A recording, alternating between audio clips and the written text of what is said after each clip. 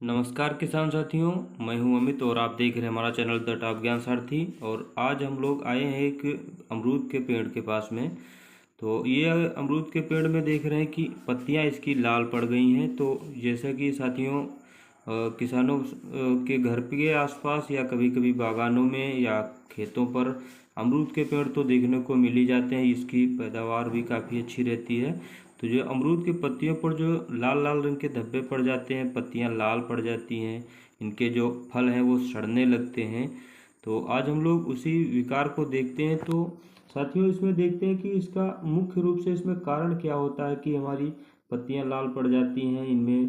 तो इनमें होता यह है कि जैसे कि जो हमारी ज़मीन है जहाँ पर हमने पेड़ लगाया हुआ है या जहाँ पर पेड़ लगा है वहाँ पर ज़मीन का या तो पीएच मान घट जाता है, जिसके कारण ये विकार उत्पन्न हो जाता है। या तो फिर इन पौधों में हमने कभी एक जो खाद या उर्वरक है जो नहीं दिए होते हैं, उस कारणवश ज़मीन में उर्वरता की ह्रास हो जाता है, ज़मीन में उर्वरा शक्ति नहीं बचती है, जिस कारण ये विकार उत्पन्न होते हैं। तो जैसे कि हम लोग जो पेड़ में देख रहे हैं इसकी पत्तियां धारीदार लाल पड़ रही हैं। तो उसमें तो मेन कारण ये है कि इसमें पौधे में जिंक की कमी है और इसमें जिंक का उपयोग किया जाए। और साथियों जिंक की कमी को पूरा करने के लिए सिर्फ दो ही तरीके का उपयोग हम लोग यहाँ पर कर सकते हैं। या तो हम लोग पत्तियों से छिड़काव में दे सकते हैं, तो उसमें हम लोग जिंक सल्फेट का 3% के घोल का छिड़काव करेंगे इनकी पत्तियों पर। उसमें बोरान की भी कमी है पौधे में, तो बोरान भी मिला करके डालेंगे।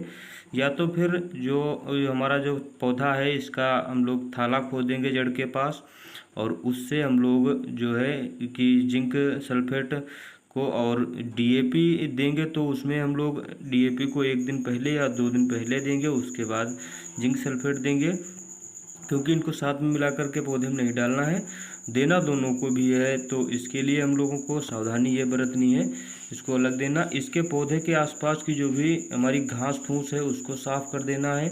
इसकी जड़ को साफ सुथरा करके हवा का संचार पूर्ण रूप से बनाना है।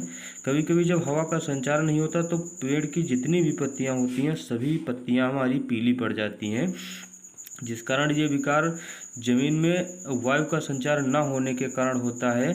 और साथियों यदि इस पेड़ में फल भी फटते रहते हैं, कि जैसे कि अमरूद का पौधा तो ठीक होता है, उसके उपरांत जो इसके फल होते हैं वो हल्के पीले रंग के पकने पर होते हैं, वैसे हरे रंग के पाए जाते हैं।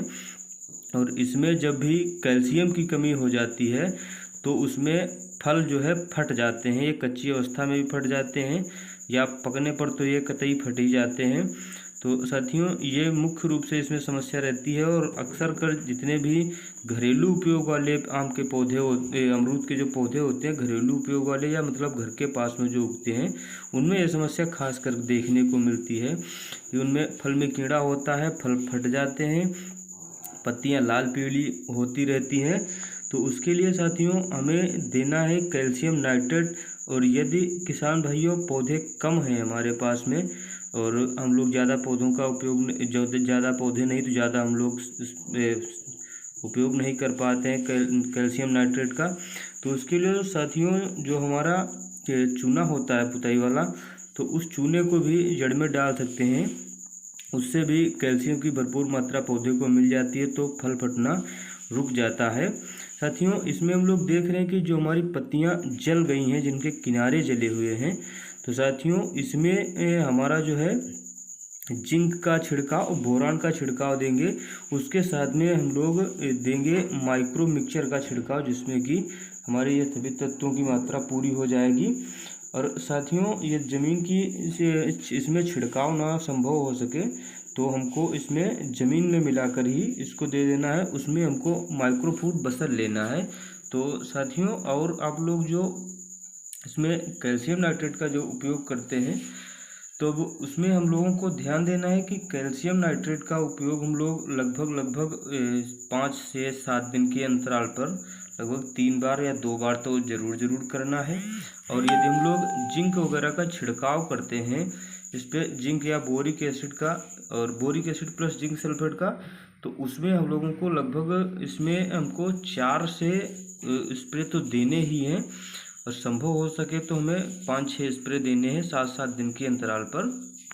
किसान साथियों, ध्यान रखें कि जब भी आप लोग बोरिक एसिड या जिंक सल्फेट का छिड़काव देते हैं पौधों पर, तो उसमें हम लोग फूल आने से पूर्व यदि ये छिड़काव करते हैं तो फूलों की मात्रा बढ़ जाती है और पौधों में हमारे फलों की मात्रा काफ़ी हद तक बढ़ जाती है। क्योंकि जो हमारे लोग बागानी करते हैं उसमें अमरूद को व्यापार के माध्यम से काफ़ी ज़्यादा उगाया जाता है, जिसमें हम लोग लाल वाली अमरूद या अमरूद सफ़ेदा उसमें काफ़ी मात्रा में उगाते हैं। तो इसमें किस्मों में ये विकार जल्दी जल्दी देखने को मिलता है। और उस समय एक समस्या और मेन रूप से रहती है कि पत्तियां लाल होने के साथ साथ में इसमें पत्तियों पर कटे हुए निशान या फिर कीड़े जो बैठते हैं वो पत्तियों को काट देते हैं। उसके लिए हमें इस पत्तियों में या फूल गिरा देते हैं, तो उसमें जब हम ये छिड़काव दे रहे होते हैं, इसी के साथ में इमिडाक्लोप्रिड का छिड़काव दे सकते हैं या फिर अलग से एक कीटनाशक और एक फंजीसाइड का इस्तेमाल हम लोग करेंगे तो हमारे फल साफ उत्पन्न होंगे और अच्छे रहेंगे।